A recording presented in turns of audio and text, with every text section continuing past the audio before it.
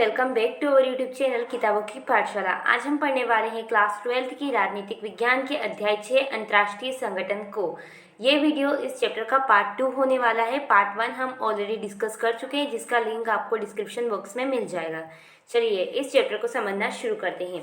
So friend, जैसा कि हमने पार्ट 1 में पढ़ा था कि संयुक्त राष्ट्र संघ क्या है, उसकी स्थापना कैसे हुई, इस सब के बारे में आज हम संयुक्त राष्ट्र संघ के बारे में ही पढ़ेंगे। पर आज हम संयुक्त राष्ट्र संघ में सुधार के बारे में पढ़ेंगे, यानी कि वर्तमान में संयुक्त राष्ट्र संघ में कुछ सुधारों की मांग उठ रही है। उन्हीं सुधारों को आज हम समझने वाले हैं। तो चलिए शुरू करते हैं। सबसे पहली हेडिंग है हमारे पास, शीत युद्ध के बाद संयुक्त राष्ट्र में सुधार। देखो, ये जो हेडिंग है ना, ये एनसीईआरटी की है और मैं आपको बार बार बोलती हूँ कि आप जब भी वीडियो देखें आपको एनसीईआरटी की बुक खोल के रखना है, ओके, ताकि आपको आसानी से समझ में आ जाए। ओके, तो चलिए समझना शुरू करते हैं। शीत युद्ध के बाद संयुक्त राष्ट्र में सुधार, यानी कि शीत युद्ध के बाद कुछ ऐसी चीज़ें हुई जिसके बाद हमने संयुक्त राष्ट्र में सुधार की मांग उठने लगी। बदलते परिवेश में जरूरतों को पूरा करने के लिए किसी भी संगठन में सुधार और विकास करना लाजमी है। संयुक्त राष्ट्र संघ भी इसका अपवाद नहीं है। सही है, टाइम के साथ किसी भी संगठन में चेंजेस करना कोई बड़ी बात तो है ही नहीं, कर सकते हैं हम, क्योंकि वो उस हिसाब से बनी हुई होती है और आज टाइम चेंज हो गया तो हमें उसमें कुछ कुछ चेंजेस करने पड़ेंगे। और इसका अपवाद संयुक्त राष्ट्र संघ भी नहीं है। इसीलिए हाल के कुछ वर्षों में वैश्विक संस्था में सुधार की मांग हुई, यानी कि संयुक्त राष्ट्र संघ में सुधार की मांग उठने लगी। अब जो ये सुधार है ये किस तरीके से है, तो संयुक्त राष्ट्र संघ के सामने दो तरह के बुनियादी सुधारों का मसला है। सबसे पहला है संगठन की बनावट और इसकी प्रक्रिया में सुधार, यानी कि संगठन का जो ढांचा है, जिस तरीके से संगठन का स्ट्रक्चर बना हुआ है, उसमें कुछ सुधार करने की बात की गई है, उसकी प्रक्रिया में सुधार करने की बात की गई है। साथ ही साथ संगठन के न्याय अधिकार में आने वाले मुद्दों की समीक्षा करना, यानी कि जो ये विश्व की सबसे बड़ी संस्था संयुक्त राष्ट्र संघ है, उसके न्याय क्षेत्र के जो मुद्दे हैं उनको समीक्षा करने की, उनमें कुछ सुधार करने की बात कही गई है। तो हम इन दोनों सुधारों को पढ़ने वाले हैं। तो आज के इस वीडियो में पूरा का पूरा हम संगठन की बनावट और इसकी प्रक्रिया में सुधार वाले को पढ़ेंगे। ओके, डिटेल से इसको समझेंगे।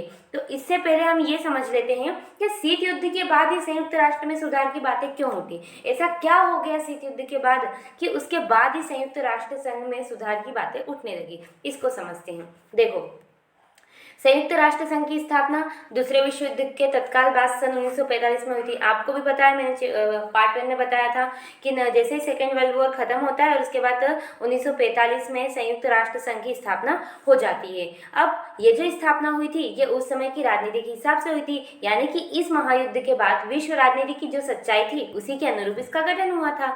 अब इसका गठन हुआ, पर आज क्या हो गया, चेंजेस आ गए, यानी कि शीत युद्ध के बाद ये सच्चाई है क्या हो गई, बदल गई है। यानी कि जो पहले राजनीति की स्थिति थी विश्व लेवल पर, वो आज स्थिति नहीं है। आज वो चीज़ें क्या हो गई है, चेंजेस हो गई है। यानी कि 1991 में आए बदलाव कुछ निम्नलिखित थे। शीत युद्ध कब समाप्त हुआ था, 1991 में ना, तो उसके बाद कुछ चेंजेस आ गए। इसी कारण हम संयुक्त राष्ट्र संघ में शीत युद्ध के बाद सुधार की बात करते हैं। ओके, क्या क्या चेंजेस आए। सबसे पहले सोवियत संघ बिखर गया। शीत युद्ध से पहले क्या था, सोवियत संघ था, उसकी अपनी एक पावर थी। अब क्या हो गया, वो बिखर गया। दूसरा, अमेरिका सबसे बड़ा ताकतवर देश बन गया, अकेला मात्र। पहले क्या था, सोवियत संघ और अमेरिका दोनों ताकतवर थे, आज केवल अमेरिका मात्र ताकतवर है। ओके, उसके बाद सोवियत संघ के उत्तराधिकारी राज्य रूस और अमेरिका के बीच संबंध कहीं ज़्यादा संयोगात्मक हो गए। अगर आपने चैप्टर 2 पढ़ा होगा, द्विध्रुवीयता का अंत, तो आपको पता होगा कि रशिया और अमेरिका के जो रिलेशनशिप थे वो बहुत ही बेकार थे। पर आज क्या हो गए, इन दोनों के जो रिलेशनशिप है वो काफ़ी अच्छे हो गए, मधुर हो गए। उसके साथ साथ चीन बड़ी तेजी से एक महाशक्ति के रूप में उभर रहा है और साथ ही भारत भी इसी दिशा में अग्रसर है। उस टाइम पर चाइना और भारत ज़्यादा डेवलपमेंट वाली कंट्री नहीं थी, पर आज दोनों कंट्री बहुत डेवलप हो गई है, बहुत ज़्यादा इसमें विकास होता जा रहा है। तो ये चेंजेस आया है। साथ में विश्व के सामने चुनौतियों की पूरी एक नई कड़ी तैयार हो गई है, यानी कि जनसंहार, गृह युद्ध, जातीय संघर्ष, आतंकवाद, पर्यावरण की हानि, महामारी आदि आज हमारे सामने बहुत बड़ी समस्या उत्पन्न हो गई है। सेकेंड वर्ल्ड वॉर के टाइम पे ये समस्या इतनी उत्पन्न नहीं थी, क्योंकि इतनी डेवलप्ड कंट्री हुई नहीं थी, तो उससे ना ही पर्यावरण प्रदूषित हुआ है, महामारी का डर भी नहीं था। पर उसके बाद बहुत ज़्यादा हमारे सामने ये वाली समस्या उत्पन्न हो गई। तो इसी कारण हम बोलते हैं कि शीत युद्ध के बाद सुधारों की कड़ी को शुरू करना था, क्योंकि इतने सारे चेंजेस शीत युद्ध के बाद ही आए थे। तो आपसे क्वेश्चन पूछा जा सकता है कि शीत युद्ध के बाद सुधार क्यों किए गए या सुधार की आवश्यकता हमें क्यों पड़ी, तो ये आपको कारण बता देने हैं। चलिए अब ये तो समझ लिया। अब वापस अपने टॉपिक पे आ जाते हैं कि जो संयुक्त राष्ट्र संघ है उसकी बनावट और प्रक्रिया में सुधार, यानी कि उसके ढांचे और प्रक्रिया में सुधार। तो क्या सुधार है, इसका क्या मतलब है? देखो, बनावट और प्रक्रिया के सुधार के अंतर्गत सबसे बड़ी बहस सुरक्षा परिषद के कामकाज को लेकर है। यानी कि मैंने आपको पार्ट 1 में बताया था कि संयुक्त राष्ट्र संघ का एक महत्वपूर्ण अंग होता है सुरक्षा परिषद, तो उसके कामकाज को लेकर लोगों में सुधार की भावना उत्पन्न है कि ये ठीक नहीं है, इसमें कुछ चेंजेस किया जाए। क्या चेंजेस किए जाए? देखो, तो इससे जुड़ी हुई यह मांग है कि सुरक्षा परिषद में स्थायी और अस्थायी सदस्यों की संख्या बढ़ाई जाए ताकि समकालीन विश्व राजनीति की वास्तविकता की इस गठन में बेहतर नुमाइंदगी हो सके। यानी कि लोगों का कहना है कि जो संयुक्त राष्ट्र संघ में 5 स्थायी सदस्य है और 10 अस्थायी सदस्य है, उनकी संख्या बढ़ाई जाए। और लाजमी भी है, क्योंकि आपको पता होगा जब संयुक्त राष्ट्र संघ बना तो इसके 51 देश सदस्य थे, पर आज 2011 में 193 सदस्य देश है। तो भैया उनकी संख्या में बढ़ोतरी हुई तो कहीं ना कहीं सदस्यों की संख्या में भी तो बढ़ोतरी होनी चाहिए। तो इसीलिए लोगों का कहना है कि स्थायी और अस्थायी सदस्यों की संख्याएं बढ़ानी चाहिए ताकि क्या कर सके, वास्तविकता से ये संगठन काम कर सके। उसके बाद सबसे महत्वपूर्ण बात यह है कि अस्थायी सदस्यों को वीटो का अधिकार नहीं है। और सबसे बड़ी बात यह है कि सिर्फ स्थायी सदस्यों को ही वीटो पावर, मैंने आपको पार्ट 1 पढ़ाया था, आप पहले पार्ट 1 देखना, तभी आपको यहाँ पर ये सारे शब्द समझ में आएंगे। ओके, तो वीटो का अधिकार नहीं है। अब इससे क्या होता है कि सुरक्षा परिषद में फैसला मतदान के जरिए होता है। ओके, और हर सदस्य वोट दे सकता है, वोट का अधिकार होता है। परंतु अगर कोई फैसला है, जैसे मान लो स्थायी सदस्य में से कोई अपने विशेष अधिकार यानी कि वीटो पावर का प्रयोग कर सकता है, इस तरह से वह किसी भी फैसले को रोक सकता है। बने और बाकी जो बचे अस्थायी सदस्य व सभी स्थायी सदस्य थे, वो इस फैसले के रूप में भले उन्होंने मतदान किया, उसके पक्ष में भले ही मतदान किया हो, पर वो एक सदस्य अपनी वीटो पावर से उस फैसले के लिए ना बोल सकता है। तो ये तो काफ़ी मतलब गलत बात है ना, ऐसा नहीं होना चाहिए। अगर सारे देश राजी तो वो एक बोल सकता है ना, तो इसको ख़त्म कर दिया जाए। मतलब लोगों का कहना है कि या तो अस्थायी सदस्यों को भी वीटो पावर दो या फिर इसको ख़त्म करो। ओके, इसको ख़त्म करने के बारे में भी काफ़ी बड़ा मसला है, वो भी हम अंदर पढ़ेंगे। तो अभी मैंने क्या समझाया, बनावट और ढांचे, बनावट यानी कि ढांचे और प्रक्रिया में सुधार के अंतर्गत क्या बात की गई है? ये बात की गई है कि जो वहाँ का सुरक्षा परिषद है उसके स्थायी व अस्थायी सदस्यों की संख्या बढ़ानी चाहिए। ओके, और अस्थायी सदस्यों को भी वीटो पावर या तो मिलनी चाहिए या फिर सबके लिए खत्म कर देनी चाहिए, ऐसी वहां पर मांगे उठ रही है। अब देखो, जब ये मांगे उठने लगी तो क्या हुआ, 1992 में एक आम सभा बुलाई गई। यानी कि 1992 में संयुक्त राष्ट्र संघ की आम सभा बुलाई गई। अब इसमें एक प्रस्ताव स्वीकृत हुआ। देखो यहाँ से क्वेश्चन क्या बनेगा, वो क्वेश्चन लिखा हुआ है मैंने यहाँ पर कि 1992 की संयुक्त राष्ट्र संघ की आम सभा में किन 3 बातों का जिक्र हुआ, यानी किन 3 शिकायतों का जिक्र हुआ। ओके, तो अभी मैं आपको यहाँ पे वो तीनों शिकायतें बताऊंगी, तो आपको उनको ध्यान से देखना है। तो देखो, सन 1992 में संयुक्त राष्ट्र संघ की आम सभा में एक प्रस्ताव पारित हुआ, एक प्रस्ताव स्वीकृत हुआ। इस प्रस्ताव में 3 मुख्य शिकायतें थी, यानी कि 3 ऐसी बातें कही गई थी कि जो पहले संयुक्त राष्ट्र संघ था उसमें और आज में ये शिकायतें, ये कमी आ गई है, इसलिए हमें सुधार करना है।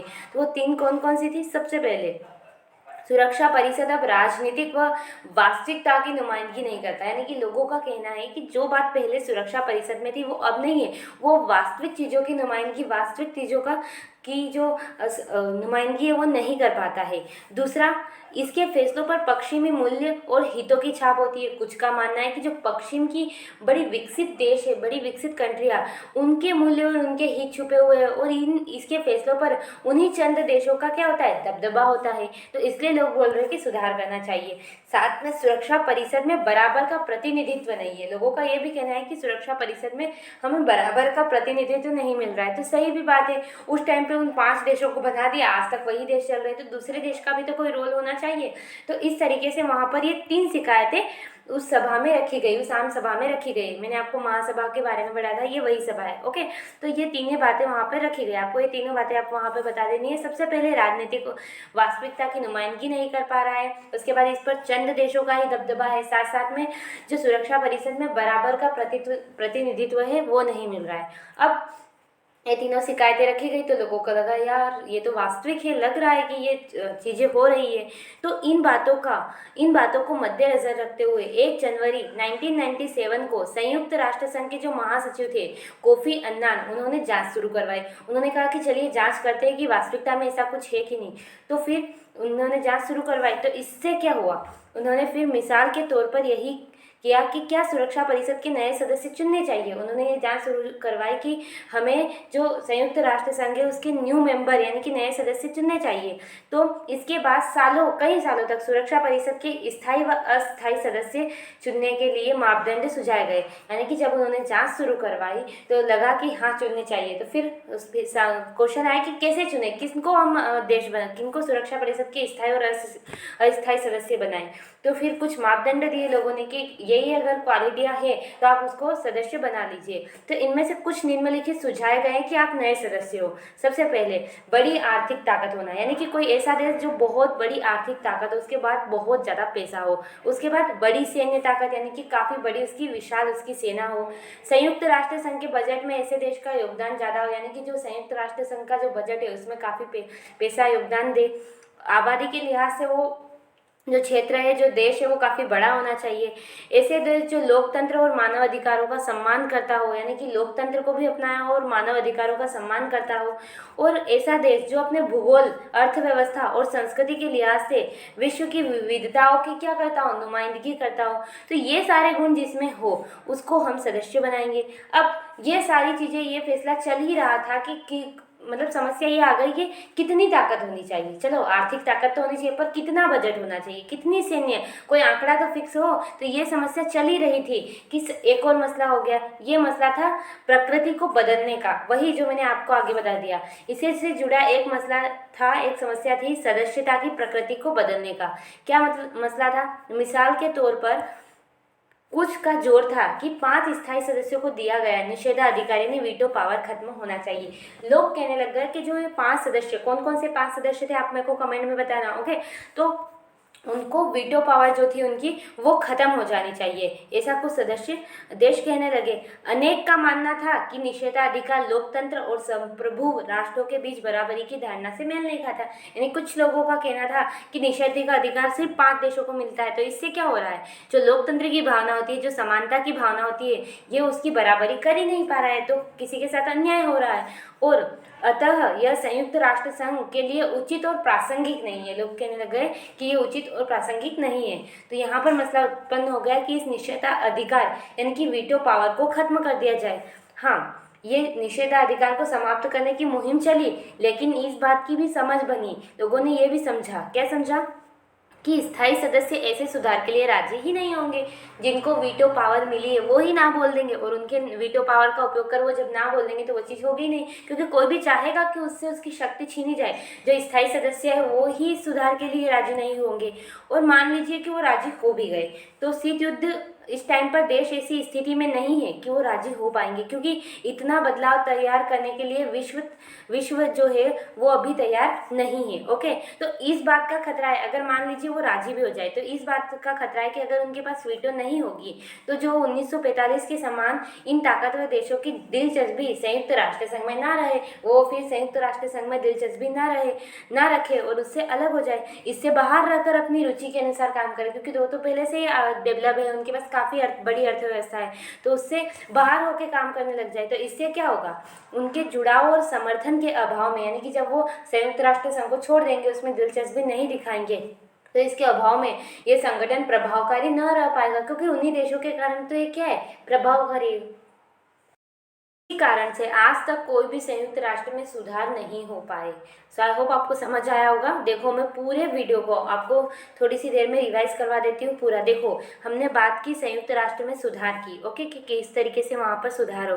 तो हमने देखा वहाँ पर 2 तरह की सुधार की बात है। एक तो वहाँ की जो बनावट है उसमें सुधार करने की बात कही गई है, दूसरी वहाँ की जो न्याय है, उस न्यायालय है, न्याय से जुड़े मुद्दे उनसे, तो उसकी बात तो हम अपने अगले वीडियो यानी कि पार्ट 3 में करेंगे। आज हमने बनावट और उसकी प्रक्रिया में सुधार करने की बात देखी, तो जिसमें हमने देखा कि लोगों का कहना है, यानी कि अन्य देशों का कहना है कि जो स्थायी सदस्य है और जो अस्थायी सदस्य है उनकी संख्या में वृद्धि की जाए। ओके, तो उनकी संख्या में वृद्धि की जाए।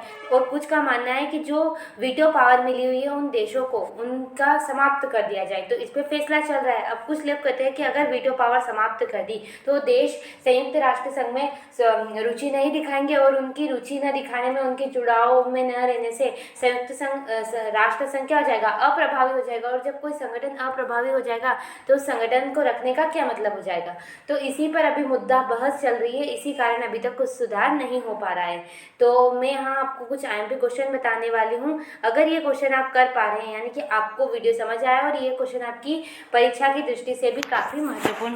तो सबसे पहला क्वेश्चन है कि संयुक्त राष्ट्र संघ में सुधार का अर्थ सुरक्षा परिषद के ढांचे में बदलाव, इस कथन का सत्यापन कीजिए। यानी कि आपको बताना है कि जो संयुक्त राष्ट्र संघ में सुधार हो की बात चल रही है वो सुरक्षा परिषद से जुड़ी है। तो हाँ, हमने अभी समझा कि वो सुरक्षा परिषद से जुड़ी है स्थायी और अस्थायी सदस्य को चेंजेस करने की।